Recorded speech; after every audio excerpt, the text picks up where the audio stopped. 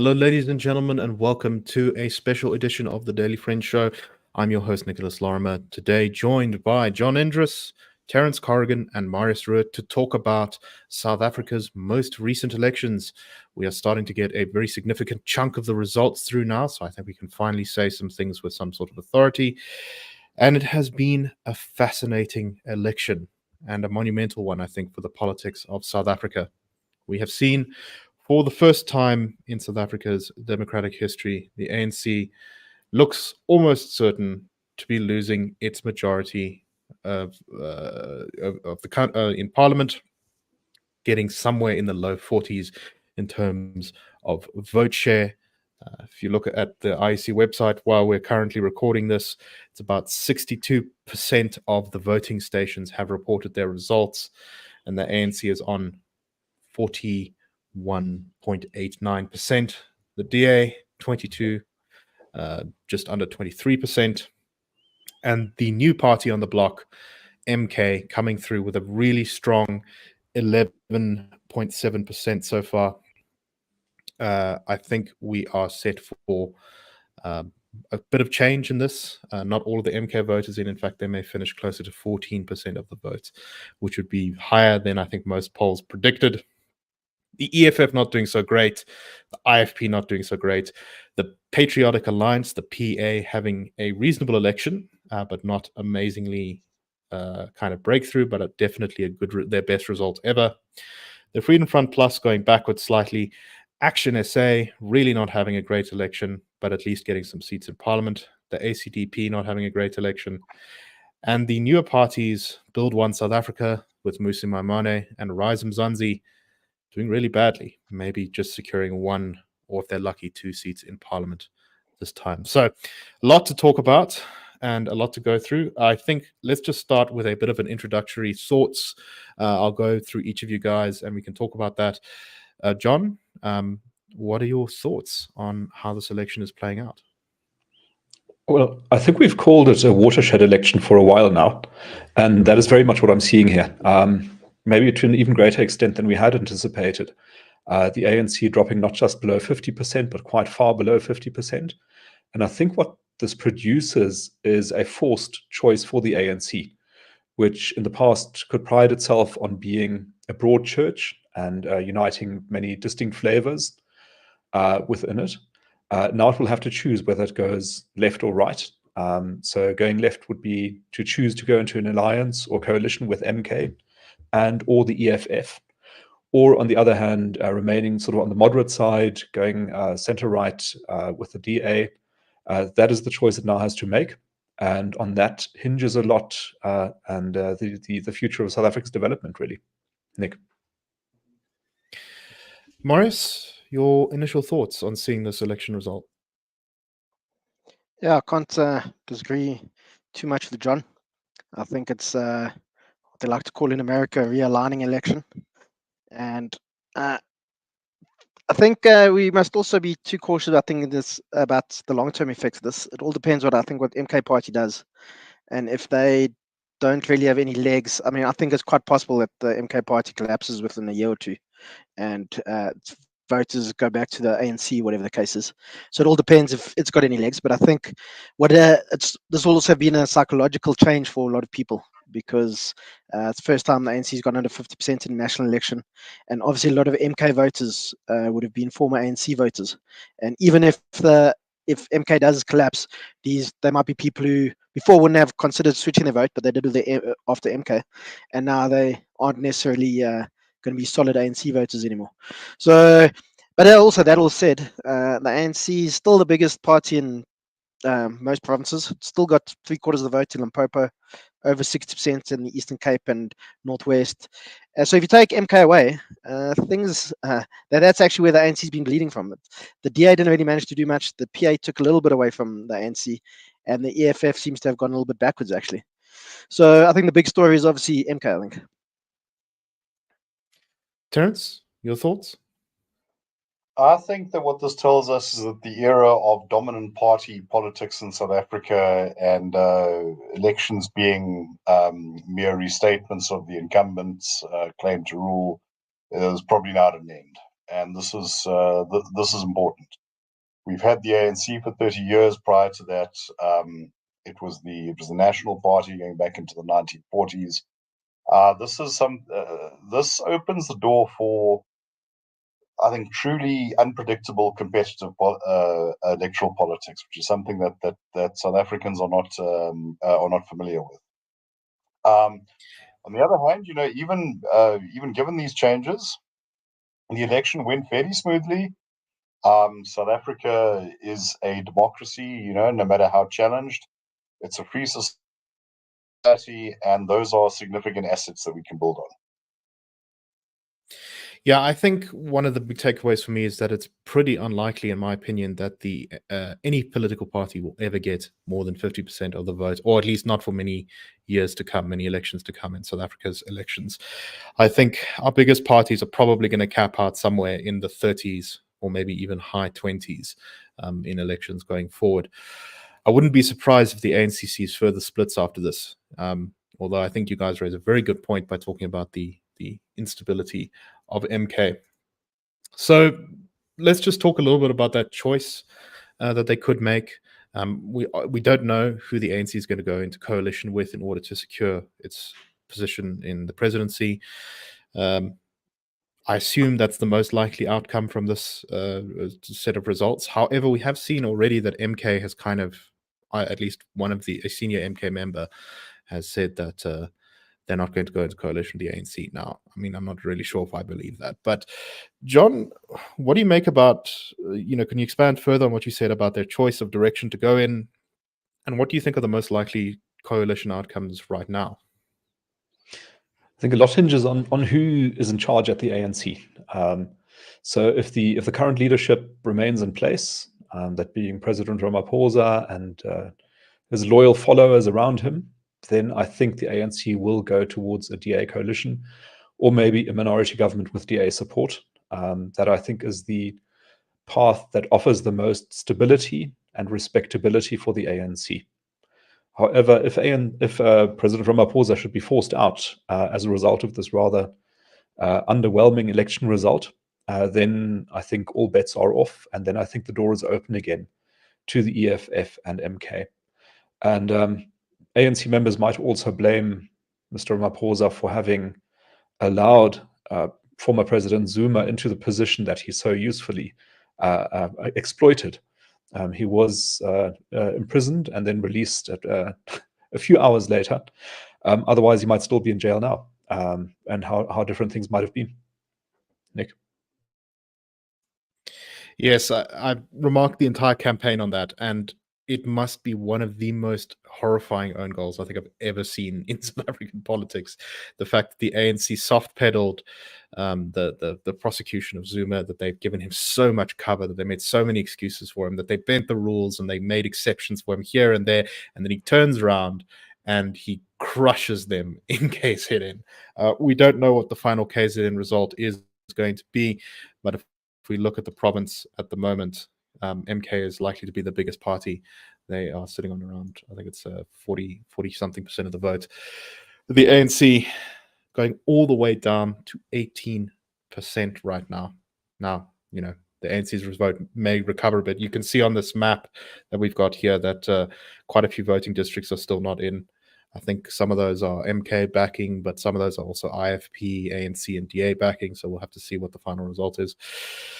Marius, can you talk a little bit more about what you think about the future of MK? Are they being serious when they talk about not wanting to go into a coalition with the ANC? What do you make of this? It's hard to say. The EFF was in 2016, I think it was. Also said it didn't want to go into coalition with the ANC. It backed the DA in a couple of places. And I think we might see something similar here where MK will maybe initially not want to go into coalition with the ANC to punish it. We might see, then the ANC might be forced to go with the DA. But who knows? I don't think there's, it's all things are all pretty uncertain at the moment. I mean, but there's another possibility. It's probably quite a slim one, but a DA, MK, EFF, and MPC coalition would probably be enough to just get over 50%.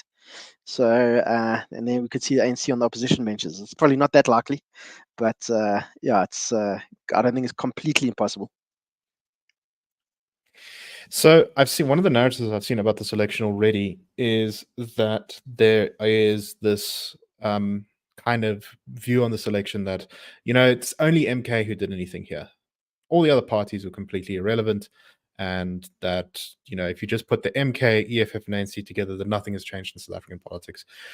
I don't think that that's entirely correct. For a start, if you kind of put what we expect the ANC, MK, and EFF to get together, that's actually below 2/3, which means that even if all those parties band together, they're unlikely to be able to change the constitution.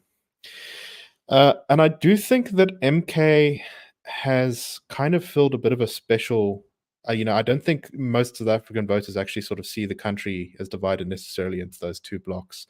And I think you'll find that a lot of MK voters are, much like a lot of EFF voters, actually a little bit more complex in that, the fact they might go from the MK to IFP, from MK to the EFF, maybe even to another party, is a lot more possible. I think that the idea that they're never going to, they're always going to stay within that ANC block is not correct.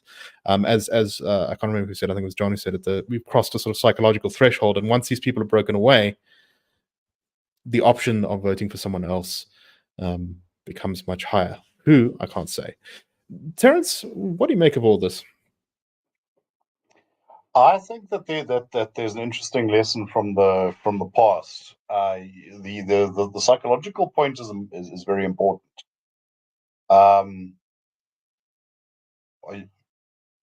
And I think that if you go back to 1989, to the election in the old White Parliament, interesting situation there. The National Party came out with I think it was 48%, the first time it had scored below 50% since the 1950s. It then managed a recovery of sorts in 1994, but by 2004 it effectively ceased to exist. I think parties used to incumbency do not fare well when that is taken away from them, or when that is challenged. And I think the ANC is entering a period where it's going to struggle. I'm not sure that MK really knows what it's going to do with its influence, or with its potential influence. And I'm not sure that the EFF is geared up for actual governance either. Its approach seems to vary somewhat, vary between wanting to be the opposition and wanting to be the government. But I think you have to choose one or the other. What I suspect we'll find is a great deal of instability in the next couple of years, as we try to navigate this. The virtue of sorts of dominant party politics is that it does give certainty and structure to things. You kind of knew that the ANC was going to be there no matter what. That I think is no longer the case. So, John, I've got a little bit of delay in my video here, so apologies if my face is not syncing up with my words. But anyway, that was very disconcerting for me. Yes, just ignore that, I think. So the DA, let's talk about them a little bit. You mentioned in our pre-show discussion here that it looks like all of the sort of big mainstream parties that have been around on the block for a while have lost support to newer entrants, kind of except the DA, at least an overall total. Now, it's kind of difficult, I think, to look at this election for the DA. And I think your view on it is going to very much depend on what your sort of starting favorability towards the DA is. You could look at this election and say, DA's done badly. It might fall slightly below its 2014 parliamentary result, even if it's slightly grown from its 2019 parliamentary result, that it's failing to make the headway that it's been trying to make for many decades, and that the party is kind of sort of stuck in stasis. An alternative view you can take, if you're more favorable to the party, is perhaps that facing an unprecedented amount of challenge from new, much better funded, much better organized opponents in the opposition space, that the party has actually managed to kind of hold the line and remain as the undisputed leader of South Africa's opposition, being the second biggest party, probably by quite a lot. Even if MK goes up to sort of 14% of the vote, the DA is going to still be at least 7 points ahead of them. So what do you make of that? And what do you make of what's driving the reduction in support for all of the, as you described, the mainstream parties? I think that the DA has actually done really well in confounding its critics' expectations.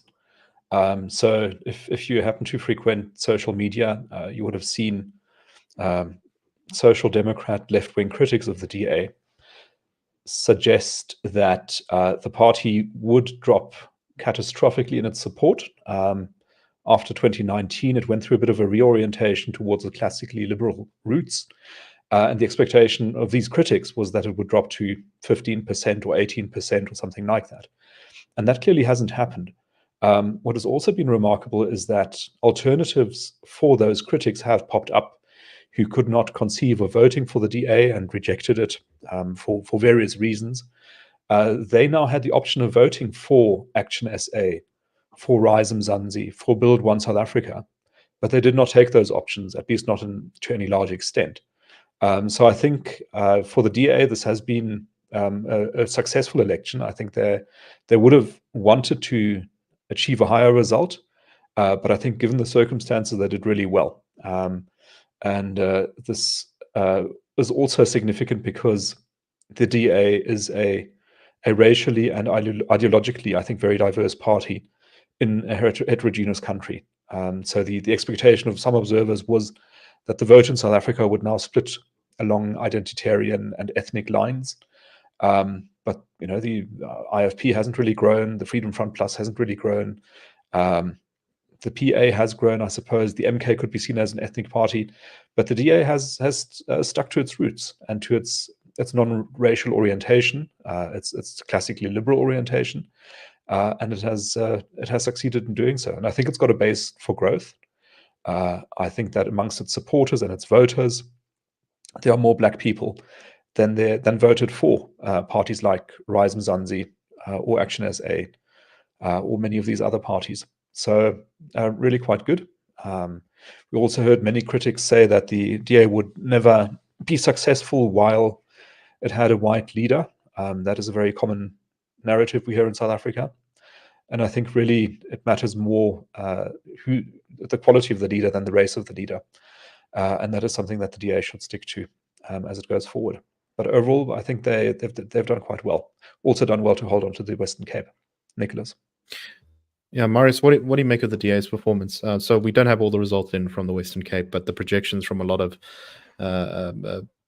political analysts and news commentators and such is that the DA is probably going to remain the majority party in the Western Cape, not having to form any coalitions there. Do you think they'll be happy overall with this result? Yeah, I think so. They'll have gone increased overall. And I was looking about an hour ago on these preliminary results. They've increased their support in 6 out of the 9 provinces. So that's obviously pretty good for them. They seem to have not really, or they seem to have got some of their Freedom Front Plus support back.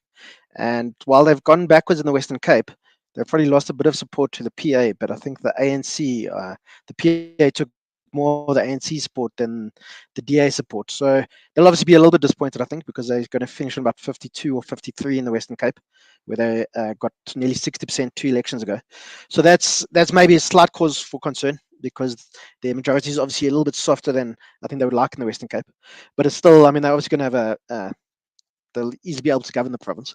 But yeah, but I think on balance, the DA will be pretty happy with what they've done. And it looks like, and yeah, I mean, given the ANC's collapse, they've set themselves up quite well to be a possible coalition partner for the ANC, not just nationally, but in a couple of provinces as well. So let's talk a little bit about, firstly, Terence, your thoughts on how the DA has performed, but secondly, also, what you think of this idea of the DA and ANC going to coalition with each other. And I'll also just get John and Marius's thoughts on that. Is that a good idea, bad idea, or it depends? Well, look, what the as far as the DA's performance goes, I think it's done satisfactorily. It hasn't grown significantly, but it has, I think, seen off a number of challenges. I do take a somewhat different view that perhaps the sort of universe of support it has at the moment, or that quantum, may well be kind of what a large party in South Africa can expect to get going forward. That I've often had to field questions from people. Why can't the DA, with its record in government or whatever, get 60% of the vote? People should be streaming to it. And I don't think that that's really a helpful analysis. I just don't think that's the way politics will function in a society like South Africa. On the other hand, yeah, I share the sentiments that Marius and John have put forward. As far as coalitions go, look, my view is that a coalition. We are still, I think, trapped in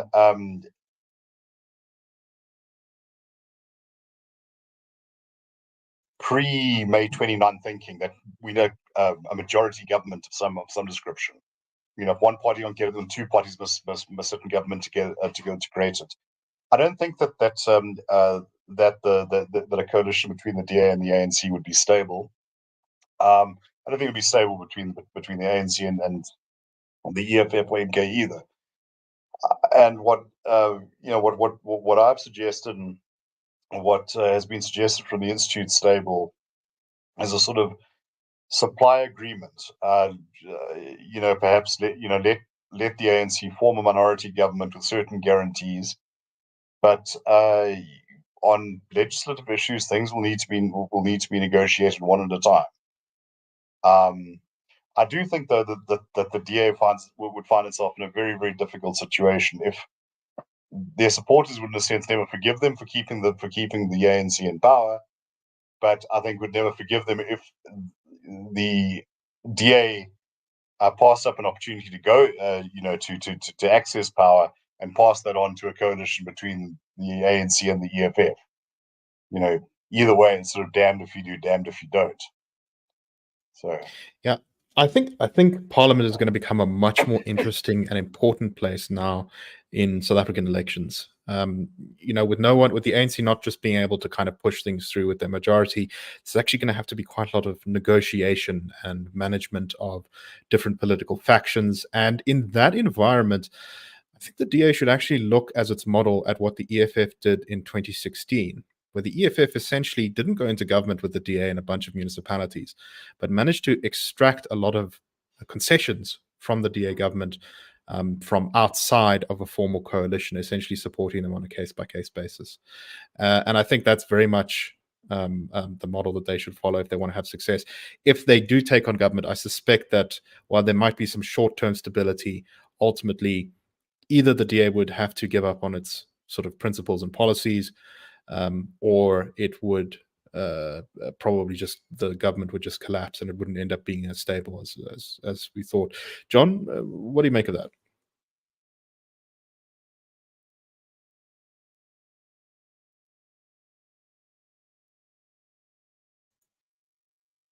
No, I think we may have lost John there. Yeah, I think I just went offline for a moment, but I'm back now. Yes, sorry, John, your thoughts on DA coalition with the ANC? How would it work? Would it be a good idea, bad idea? What do you think is the best route for them to take? I think that really the dominant option for both parties is to go the ANC minority government with DA confidence supply support. And the reason for that is that it allows the ANC, it gives some breathing space to the ANC, which I think it needs now if it wants to regroup. I think now introducing coalition government, whatever form, into the government is going to introduce a lot of volatility. If it's between the DA and the ANC, there are certain incompatibilities in terms of policy between them, in terms of governance, in terms of accountability. So I think that relationship would not last long. That's my sense. I think if the EFF or the MK were taken into government, they would attempt to hijack the ANC. So that's a big risk for the ANC as well. And I think they would do so successfully. So the ANC must be aware of that threat. And so a really attractive option is to say, okay, I've only got 42% of the vote, but we're going to get the DA to help us elect an ANC president who can form an ANC cabinet. And we'll get the commitment from the DA that it won't participate in votes of no confidence against our government. And it will give us the votes we need to pass a budget. And that is the whole extent of the agreement. And I think from the perspective of the DA, the drawback is that you don't become a minister and you don't get the benefit of being driven around in chauffeured limousines with blue light convoys escorting you. But I think you are playing the responsible role in the long term, because you are conserving a really fantastic opposition party, with its 20%, 25%. It plays such an important role in the political balance in South Africa. Just having them around in that role is so important that role needs to be conserved. And going into coalition with the ANC would put that at risk. So I think confidence and supply, an ANC minority government is the way to go. Marius, what do you make of all this? The ANC seems to be in an incredibly difficult position now. It's sort of, as John has laid out, it's got these kind of two different routes it can take, and both are just fraught with an enormous amount of peril. If you wanted to keep the ANC alive as South Africa's biggest political party going forward, what would you do in terms of coalitions? Yeah, I think the minority government with confidence and supply is probably the best option for the ANC. I think a formal coalition between the ANC and the DA would be bad for both parties, I think. People would, say the ANC betrayed the revolution or whatever, and the DA would get, I think, a stick for kind of keeping the ANC in power. But also, as John says, if the ANC and MK get involved, then I think definitely EFF, I think, would try some sort of reverse takeover that probably demands some quite important positions. Julius Malema already said he's quite willing to go into coalition with the ANC, but he'd want the Minister of Finance, which is obviously, I don't think the ANC would be willing to even consider that.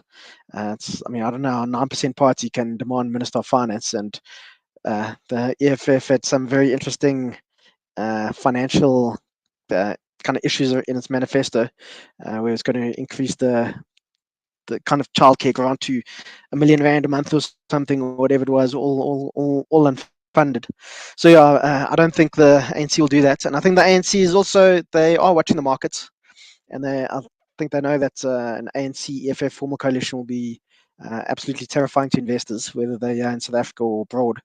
And that'll cause quite a few problems for the ANC. We've already seen how the forward rates on South African government bonds have spiked over the last couple of days because of investors are worried about what the future could be. And I think the ANC also knows that if they can't pay for stuff, then they're going to be out, and they'll definitely be out in the next election then.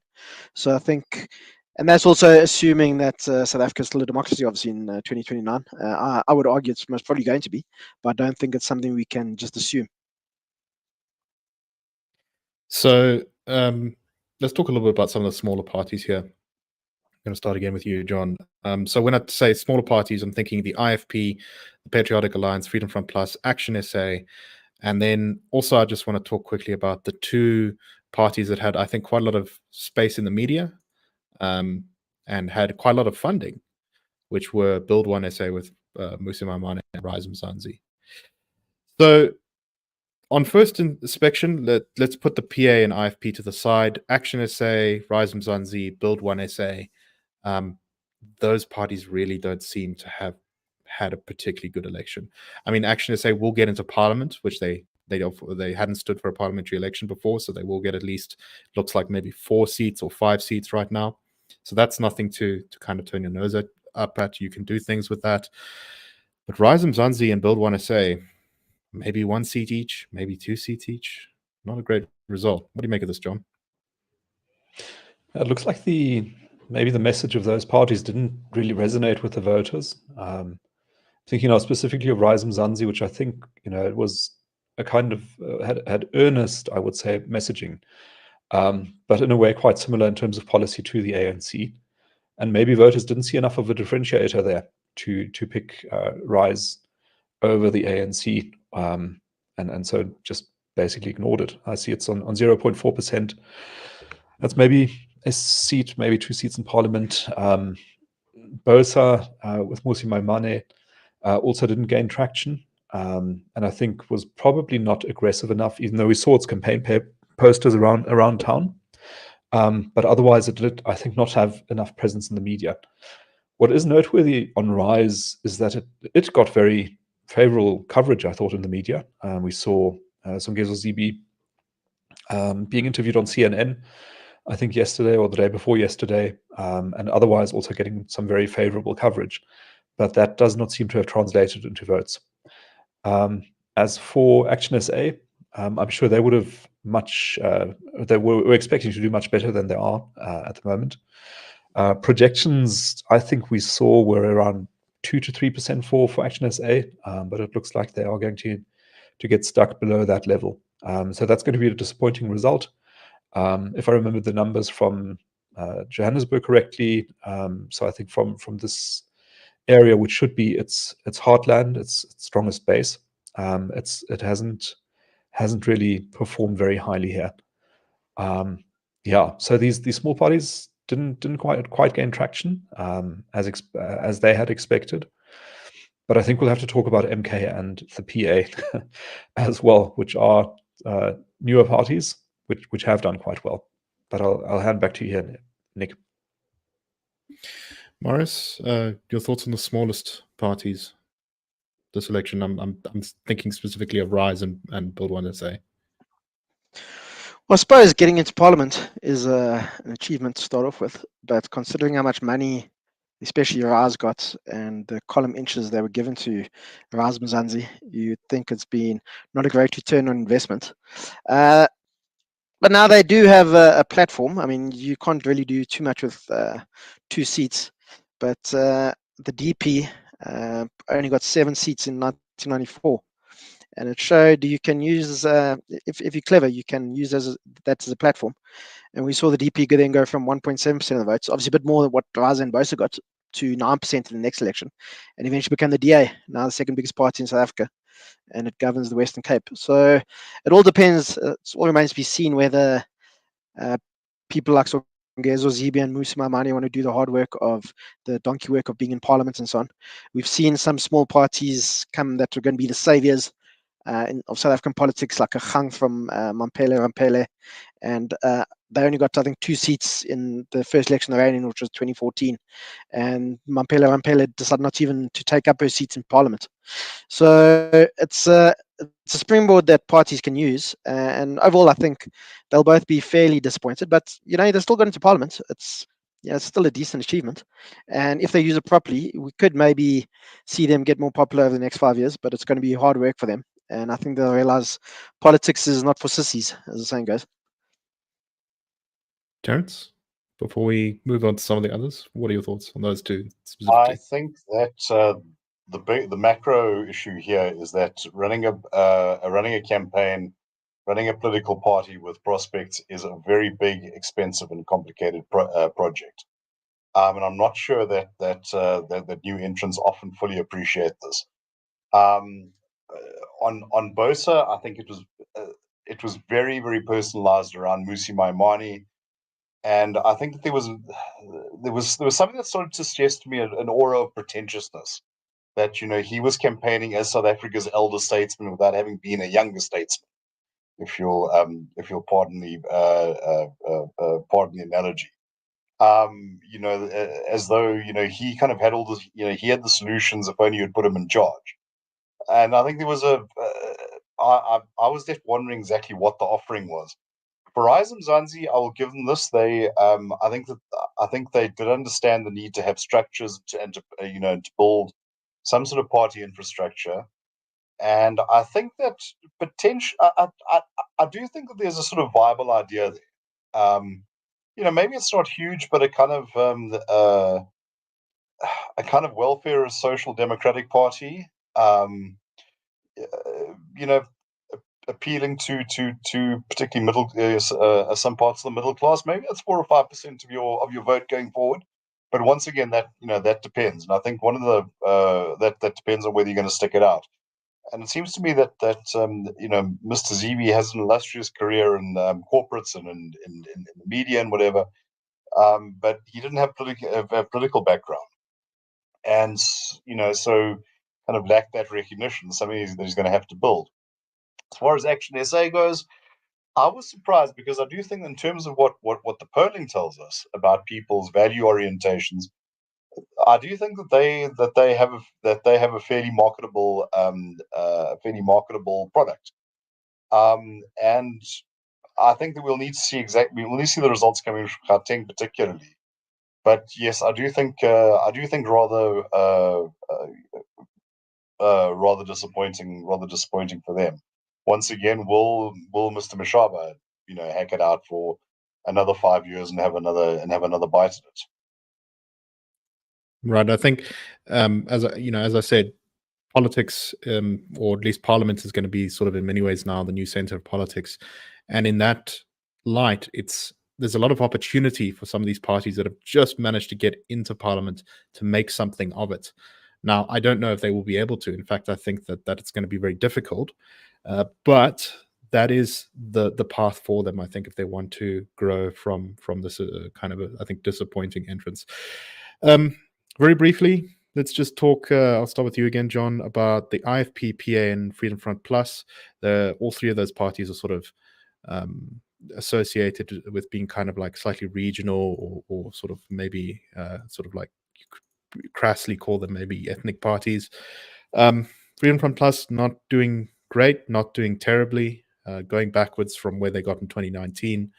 The Patriotic Alliance shooting way up from where they did in 2019. And while we don't know what the final result for the IFP is going to be, we do know that it's going to be pretty close to what they got last time. So sort of where they've always been. What do you make of this, John? Yeah, so I think the IFP probably would have done better had it not been for MK. But I think MK really absorbed a lot of the Zulu votes, clearly, in that province, KwaZulu-Natal, at the expense of the IFP, as well as the ANC and the EFF. And they won't be too happy with that result. We'll have to go back to the drawing board and see what they can do about that. The Freedom Front Plus, similarly, I think gained some votes from the DA around 2019. It might have lost those votes back to the DA now. And so it's probably back at the level I would imagine that it was in 2014. And the PA, I think, is one of the big breakout stories, one of the two really fast-growing parties, together with MK. And in the case of the PA, I think also very much driven by a personality with very firm viewpoints and the ability to demonstrate conviction and, I think, authenticity. This is something that struck me during the American presidential campaign 2015, 2016, that I think one of the reasons that Trump did quite well is that he was seen as being authentic, while his rival was not. And I think that helped get him across the line. And I think that same kind of authenticity is attributed to Kate McKenzie and helped that party in the elections, especially with the colored voters. Nick? Marius, your thoughts on those three, particularly the PA? Yeah, it's obviously been a pretty good election for the PA. They also kind of found a strand that South Africans like. Gauteng McKenzie is a bit of a strange guy. I think he's sometimes a bit all over the place. I've listened to him sometimes at those biz news interviews, and for a while you think, geez, like, this guy's actually speaking sense. Then he starts going on about how he's going to kick every single foreigner out and wants to, bring religion back into schools and stuff. And you think, oh no. But obviously there's something that resonates with people. And with the other two parties, I think Freedom Front Plus will be, I think, a bit disappointed. The last election was their best ever, but they seem to have gone a little bit backwards here. And they've always been a pretty solid coalition partner for the DA.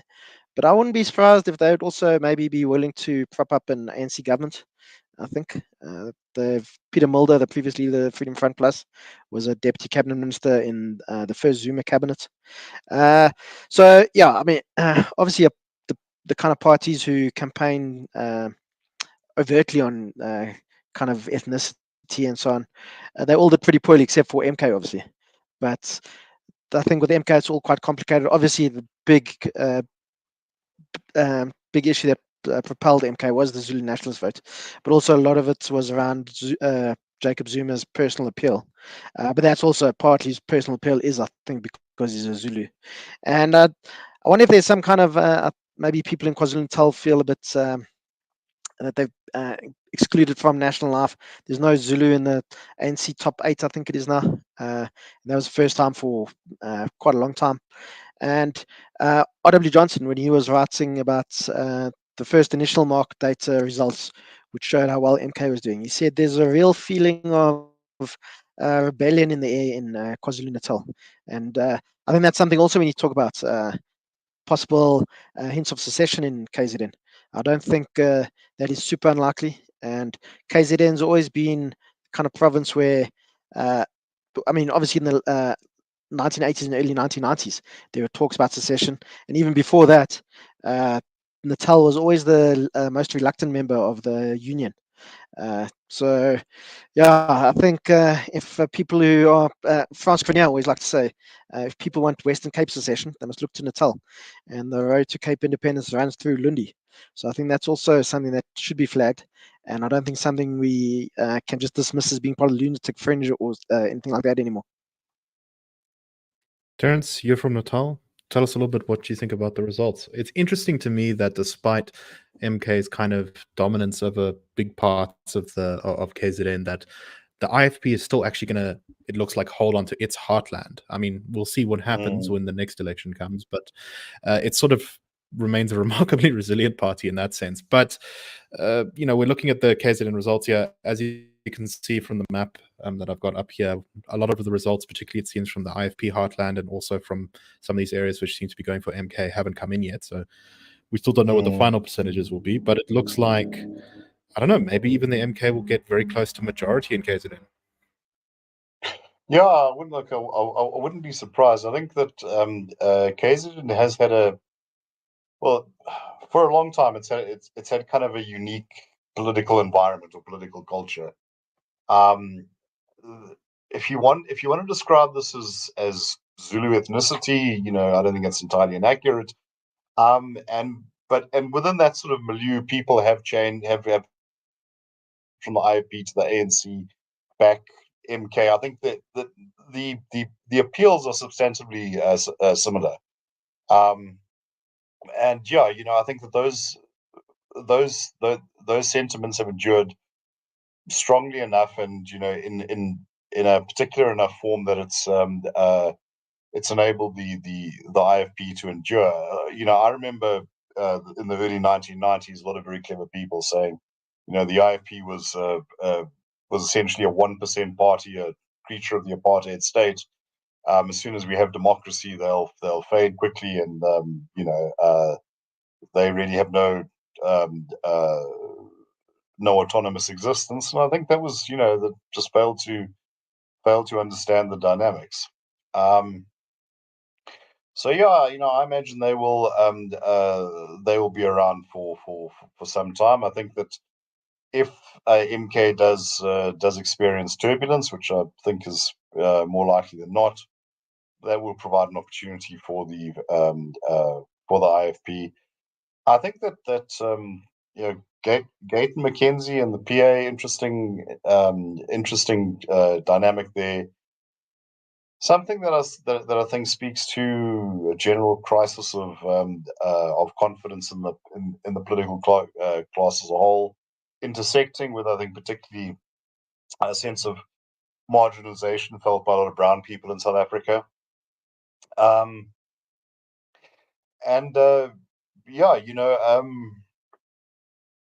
The word populism is often used. I think sometimes overused in South Africa, but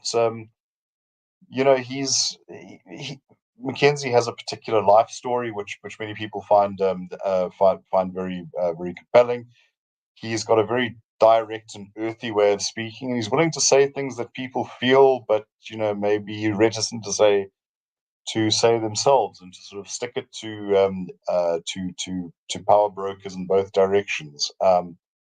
I think he probably spent more of this election attacking the DA than he did the ANC, because I imagine that's where he thought he could prize more support from. Which I think, incidentally, is probably also true of a party like Rise Mzansi and possibly also BOSA.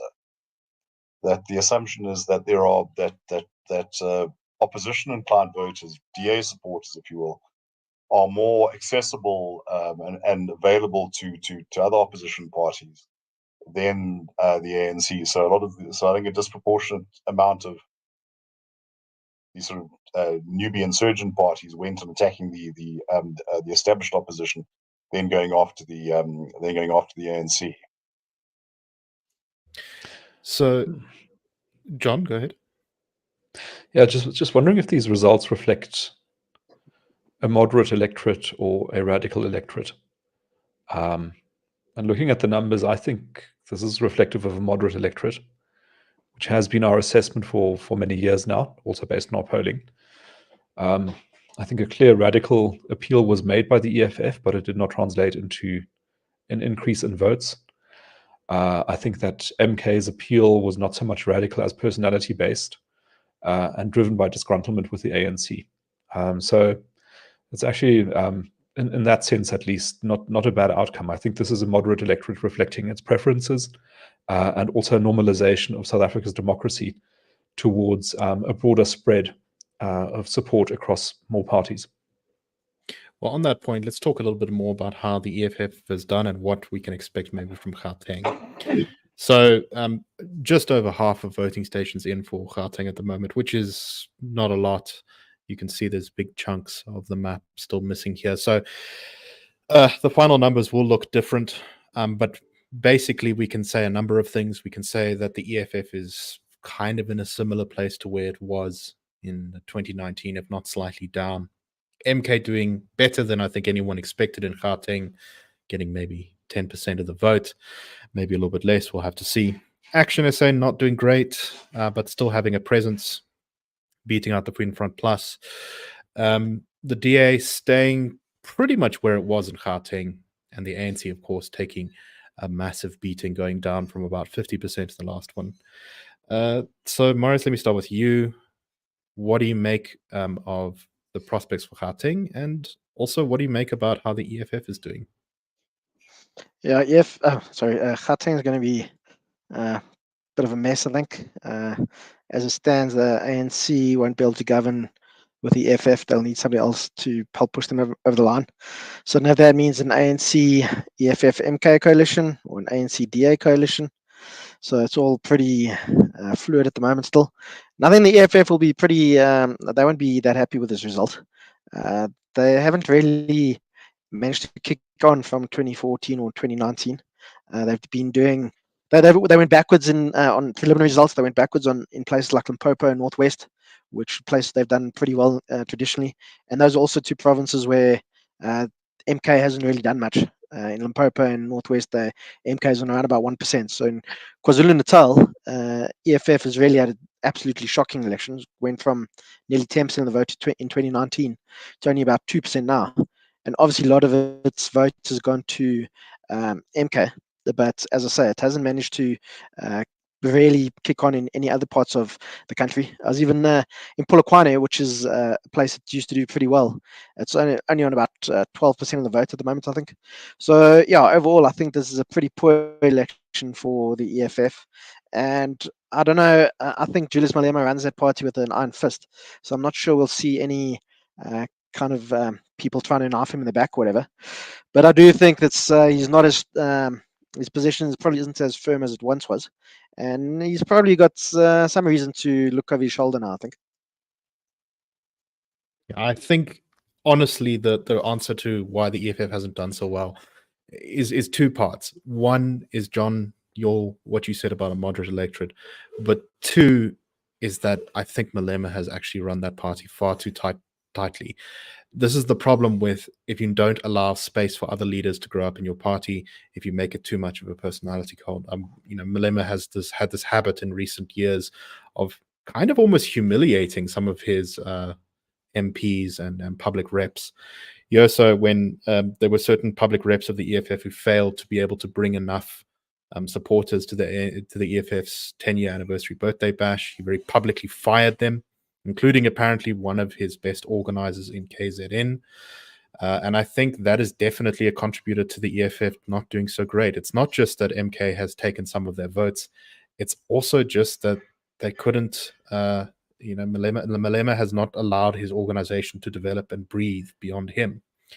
John, do you agree with me? What do you make? Yeah, and I think I'd add to that as well, that I think the appeal of the EFF has been the excitement that it generated. So, the constant air of disruption and innovation and novelty. But after 10 years, it's still the same story. And I think that the novelty is wearing off a bit now. And that's probably another reason why it's not seeing its support grow. I think it's like maintaining outrage. You can be outraged for a while, but after a while, you tire a bit, and then you sort of have to get on with things. And it may be that the EFF is now at that point where disruption and sort of promising anarchy and violent revolution isn't really the message that resonates. I must say one thing, maybe in Julius Malema's defense, though, which is an interview clip I saw of him, sort of a pre-election, saying that if the EFF didn't do well, he would accept that, and he was not going to blame the IEC or being treated unfairly. He said that the EFF had the ability to campaign freely, speak freely. It did so, and if people decided not to vote for it, then that was the EFF's fault, and not that of the IEC or of other parties. And that, I thought, was a mature statement for him to make, and that deserves respect. Nick?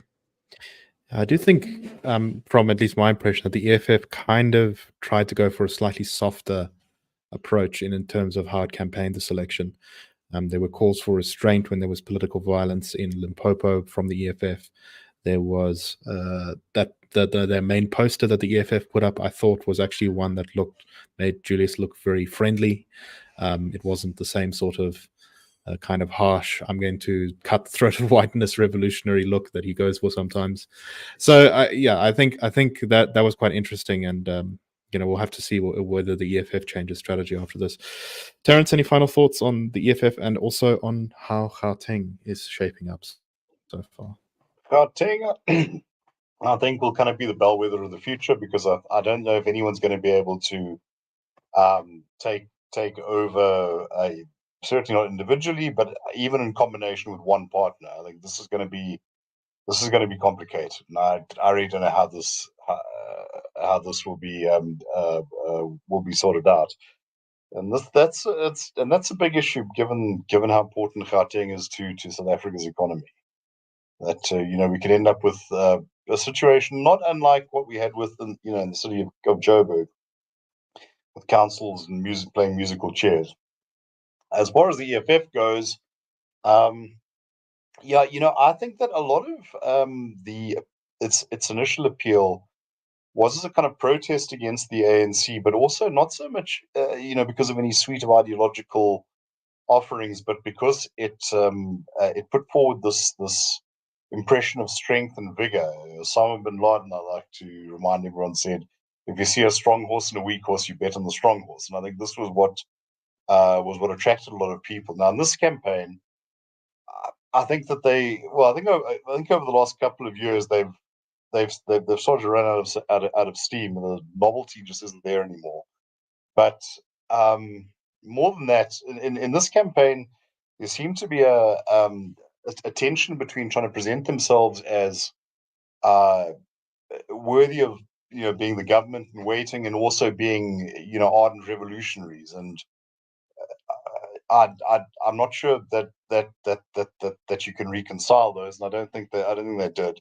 I think people who wanted the sort of who wanted the strong horse and to stick it to the ANC from within their kind of liberation movement tradition were at least a good part of them were more inclined to go to MK. Certainly, just on the question of moderation. Values polling does show this, that the EFF's policy offerings, those sort of things, are not particularly popular. And we did a survey some years ago, where we asked people by political affiliation what issues were important to them. and frankly, EFF support is not particularly interested in the issues that the EFF kept on foregrounding. Also, just think it's quite. That's always. Go ahead, I Marius. was going to say, I think it's quite interesting just looking on social media. I don't know if there's my particular, I mean, just the kind of tweets I see and stuff, but people are much more critical of the DA and saying, oh, they only grew by 1% when the ANC is so terrible. But you don't see the same people saying the EFF went backwards. They've, I mean, as it stands now, they've lost more than 1%, 4 percentage points of the vote. And as I say, they haven't really kicked on from that good start they had in 2014, and also they did all right in 2019. They obviously grew a bit in 2019. So I think just shows the kind of different standards that the DA and the EFF are held to by quite a lot of people in the media and our chattering classes. But also, yeah, I do think Malema has also moderated his kind of rhetoric a bit. He's obviously still, I mean, far too left wing for my liking. But I think he just before the election, I mean, he was speaking at, I think it was FNB. You know, and he was quite moderate. You know, he wasn't wearing the beret and the overall. He was wearing a suit and all that kind of thing. Although he did still say some crazy stuff like everything will be nationalized and all land will belong to the government under an EFF government. So that's obviously not stuff that you know, no investor in their right mind is going to put money in a country where that's what the government does. So let's talk very briefly, John, about the Multiparty Charter. There's a lot of talk about it before the election, that this was sort of a coming together of the anti-ANC opposition, the sort of definitively kind of ideologically opposed to the ANC opposition, IFP, Action SA, DA, Freedom Front Plus, ACDP, a bunch of other parties. But at the end of the day, it kind of just looks like a party that the MPC just looks like the DA and then some other parties. I wonder how enduring it's really going to be. What do you make of the MPC?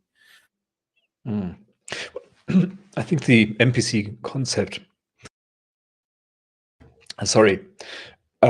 has been greatly weakened by the fact that the many parties that were members of that agreement, except for the DA, didn't perform well in these elections. So if you know, the IFP had been at 5% and Action SA had been at 5%, maybe the ACDP at 2% or 3%, that would have been quite a substantial chunk. But the way it looks to be shaping up, it's going to be the DA plus a few 2-3% parties, maybe one below 1%, and that's not going to be enough, I think, to create a counterbalance to the ANC. So in this election, I think the MPC plan didn't work out. Maybe in 2029 that will be different. And I think that the notion of having a pro-growth coalition on one side opposing a set of parties that endorses and promotes pro-poverty policies is a useful dividing line to have. Whether it's a coalition on the one side, and on the other side, or an alliance or a grouping, that is really not that important. But it is important to have that dividing line quite clear in voters' minds. And I'll pick up here on a comment from one of the viewers who says, what do you need to do to get people excited about starting businesses here in South Africa? And I think you need the confidence to put money into this environment. And if we get some sort of ANC-DA cooperation, I think that can happen. I do think that there's a lot of pent-up demand for investing in South Africa amongst domestic companies, which are sitting on over R1 trillion in cash holdings, which they're afraid to deploy. Just give them a bit of confidence, and that money can be deployed, and that will make quite a big difference. And we're at this stage where we're right on the cusp, right on the edge of the decision whether that will happen or whether we go towards EFF and MK, in which case the opposite will happen. So this is a really critical moment in this country's history. A lot depends on which way things turn out over the next 2 weeks or so. Yes, I think one of the things we can definitely say about South Africa after this election is that the country will be extremely different after this election. Whether it'll be different in a good way or different in a bad way remains to be seen. But I think 5 years from now, we will definitely be looking back on a very different country. So let's talk a little bit about some of these other kind of factors around the election.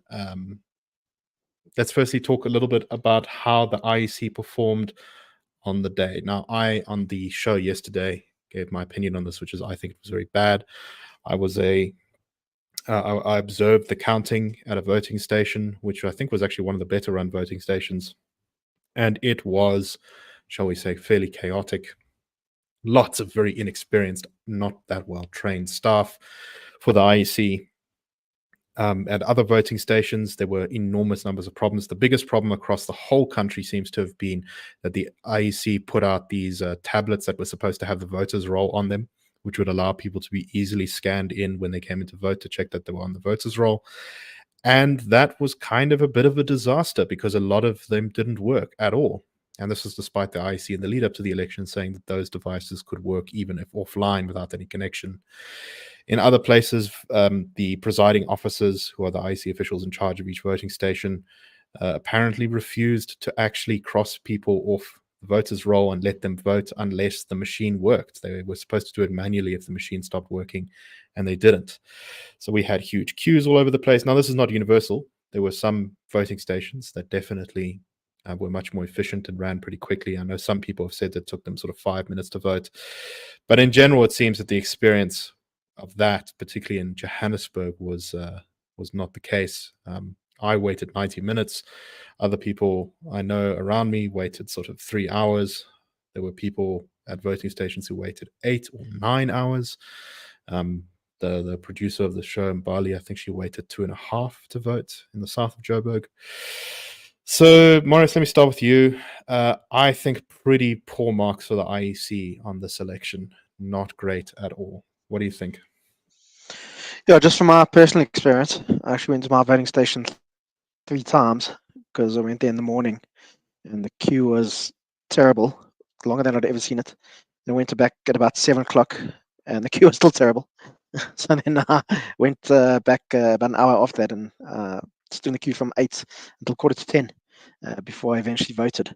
And first I thought that the long queue was because we're seeing, and was the longest queue I've ever seen in my voting station. I've been voting there since 2014. But it seems the queue was so long was because, as you say, there were just problems with getting people to go through and all kinds of things. Our colleague Harriman Pretorius has said him and his wife, they both of them registered at a new voting station and said when they got there on Wednesday, they were told they had to go back to their old voting stations because they weren't captured on the voters' roll. When I was in the queue to go vote, a lady was behind me. They couldn't find her on the voters' roll and they didn't want her to vote. I'm not sure what happened because I didn't want to stand around for the drama, so I don't know if she was allowed to vote in the end. But it does seem there were quite a few problems, and I think part of it is because of poorly trained staff, as you say, and I think that comes down to a question of resources. The IEC has been getting less money in the past, although Treasury has said that that isn't as big an issue as it was. And they need to, but there's obviously something up with it. And I think the problem with an IEC doing pretty poorly is that people, if they feel that they can't trust the IEC, then that has all kinds of implications for how the kind of the standard or how well democracy does in South Africa. Because as it stands now, I think most people accept that the results that come out of the IEC are pretty much what South Africans want. But if we get to a point where people, if we whatever, ANC gets 50%. People say, well, can we actually trust the IEC or whatever the case is? So I think that's something to be worried about. And I know on Afrobarometer surveys, the IEC is not seen as think that is a concern. And the IEC is one of the most important, if not the most important institution when it comes to South African democracy. Terence, your thoughts on the IEC? And then I just want to do one more topic before we close up for today. It took me 45 minutes start to finish to vote. I made sure I showed up there at 7 o'clock in the morning, and we sailed through. So as far as my experience goes, top marks. But yeah, I think Marius is correct. This is putting on an election is an enormously difficult thing. You've got to train all sorts of people with systems they're not familiar with. They got no real personal context for, and if there's some sort of glitch or inconsistency in understanding, it can throw the entire station into chaos. So yeah, and it also provides fodder for people who are desperate to find something wrong. Who want to claim that they've been done down. So yeah, going forward, be very careful of that. So I'm just going to try and bring up another screen here. Last topic I want to talk a little bit about is polling. So we had much better polling in this election, I think, than previous elections, particularly from the Social Research Foundation, who had this tracking poll in the lead up to the election date. And well, if you look at the final results, the results they're sitting with now, this is the final prediction of the 58% turnout model from the Social Research Foundation, which is probably what the turnout is going to be in this election. ANC 41.6, which is kind of about where they are at the moment. DA 23.4, which is a little bit up from where they are at the moment. MK 12.1, which is almost exactly where they are at the moment. This poll seems to be a little bit beneficial to the EFF, putting them on 11.8. All the others 9, and the IFP 2.1, which seems to be a bit of an under poll. So, John, looks like the Social Research Foundation can definitely, I think, pat itself on the back at pulling off, particularly with this tracking poll, a pretty good polling result of the country. This is very accurate. Yeah, what I thought, where I think that this result is useful is that we saw quite a bit of criticism of the polling companies before the election, with people saying, look, if we don't know the methodology, we don't know who's commissioned it, we're unsure of the company, we don't trust polling in general, it influences elections, etc., etc. There was a lot of doubt being cast over polling as an activity. And I think there were even some calls for regulation, that there should be some regulation on polling. But I think what this shows us is that reputable companies stake their reputation on getting the calls right. This is really what they're judged on ultimately. And I think that the Social Research Foundation has performed very credibly here. I might also mention that my predecessor, Frans Cronje, in 2012, wrote a short paper predicting that in 2024 the ANC would lose its majority, and being laughed at in the media by very clever political professors and experts who said that he was completely out of touch with reality. Well, who's laughing now? So I think Frans got that call right. He's also the head of the Social Research Foundation. And I think with every call that he gets right, of course, his reputation grows, as it should. Yeah, we should be grateful and are grateful that these results were released. I mean, the Social Research Foundation might have kept them to itself if it had followed the calls of the media, and then none of us would have been the wiser until afterwards. But in this way, we were able to follow the progress of support for the various parties. And I thought that was a very instructive, illuminating, and also anxiety-inducing experience. Yeah, I completely agree with that. Polling is never a perfect predictor of things, but I think it is an incredibly important tool for understanding just the sort of layout of an election. The things that polling generally tends to get wrong are the sort of last-minute shifts in elections when undecided people who couldn't make up their minds get off the sidelines. And I think a lot of the famous polling misses in recent years, particularly overseas in places like the US and the UK, are as a result of not necessarily always adequately capturing those last-minute undecideds or modeling for turnout. And I think one of the great things that the Social Research Foundation poll did in the lead up to this was they gave all these different turnout scenarios so that you could get an idea of how things would change if the election went. So, you see a 60% turnout model, 62% turnout model, and then the 58% turnout model, which was, I think, really accurate. Marius, anything to add on this point? Yeah, I saw there was a political science professor from University of Pretoria.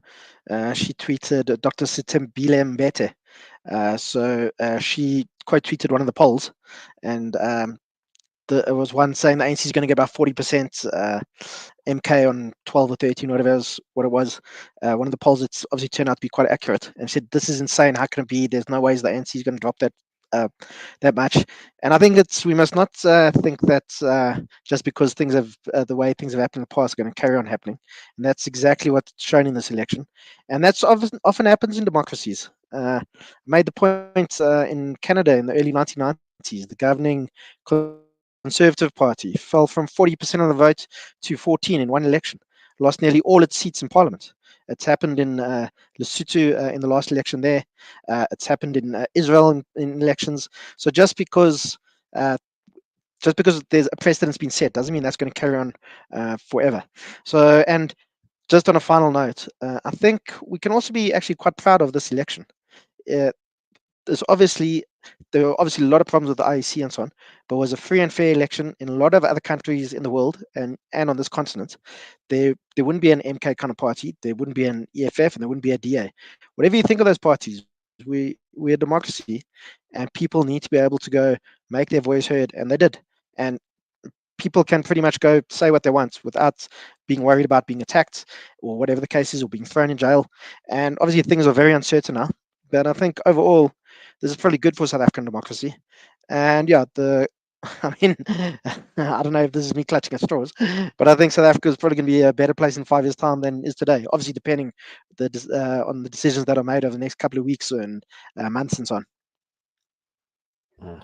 I certainly I'd like hope to add so. something to that, if I may, Nick, which is just to echo Marius's words, and also say that what we're seeing is democracy working the way it's meant to, which is that you've got an incumbent party that isn't performing. It's not doing its job properly. People get upset with it, vote it out, and here you see the ANC at 42%.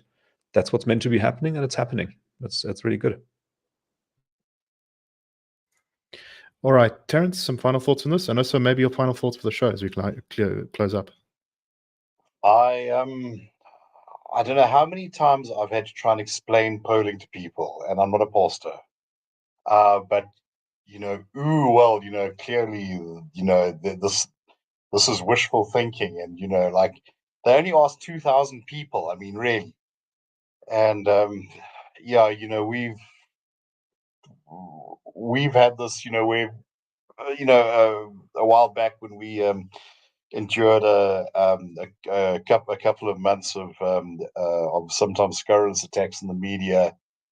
I remember one prominent journalist at a very prominent outlet saying, "Imagine to just ask 2,500 people for their opinions." And it says something about your knowledge of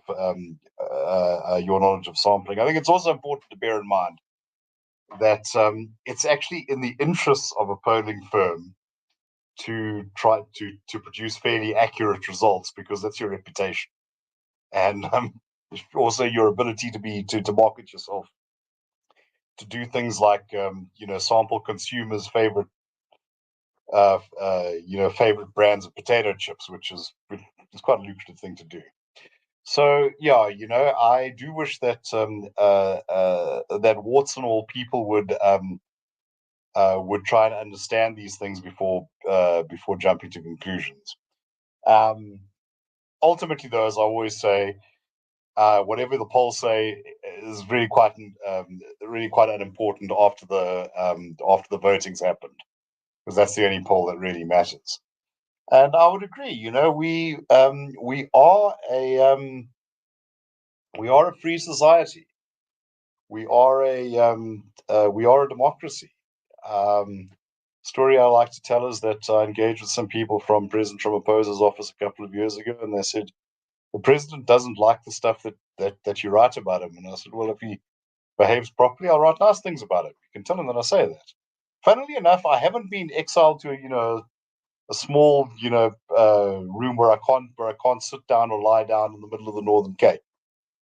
All they do is they turn my electricity off from time to time, but that's what they do to the whole country. So what can you do? I think we should be very grateful for this and not take it for granted. Marius, any final thoughts? And then I'll give the last word to John. No, just Gareth's obviously been vindicated with this polling. And I've seen quite a few people on Twitter saying, this polling's ridiculous. Garrett's an idiot and a right-wing moron, blah, blah, blah. So I hope Garrett finds all those tweets and just, I don't know, sends him a smiley emoji or something like that. So yeah, that being Gareth van Onselen, whose company Victory Polling, I think it's called, has been doing the polling that the SRF paid for. I can definitely take a victory lap. And John, final thoughts to you on this election and what it means for our future. So echoing Terence's Marius's thoughts about being grateful for having a proper democracy, that's true. And I think also that we must acknowledge that the ANC has played a role in that. It has enjoyed a 30-year parliamentary majority. It had every opportunity to undo South Africa's democracy. It has not done so. It's respected the rules broadly, and that's very good of it. It is now facing electoral defeat. So far, I think it has taken it well. I imagine that in the Tuli House at the moment, the atmosphere is not the brightest, but nonetheless, the people have spoken. They have been critical of the ANC's performance, and that is showing in the results. And that is as it is meant to be. And if the ANC now makes the right choice, then I think the next 5 years are going to be volatile, but also promising. I think the opportunity is now there for some changes in policy, for a realignment, and for maybe some investment to come to South Africa. Our investment rate is far too low for the economy to grow. That needs to rise. It can rise with a bit more confidence, and then the economy can also do a bit better. So yeah, not entirely a negative view if the right choices get made now. Nick.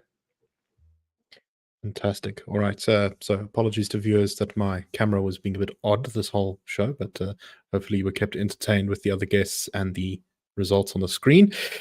And yeah, I would like to thank everyone for listening. We will, I think, probably talk more about this in the next couple of days as we get the final results. As you can see from the screen that I had up just a minute ago, we still are only at 2/3 of the votes counted. So the final result will be a little bit different from what we were seeing here today. But a fascinating election, and I think the next 2 weeks in South African politics as coalition talks get underway are going to be some of the most exciting and fascinating moments of our political history that we've had for many decades. Anyway, thank you very much, everyone, for watching. We hope that you have a wonderful day, and we will see you all soon with the Daily Friends Show. Cheers, everyone.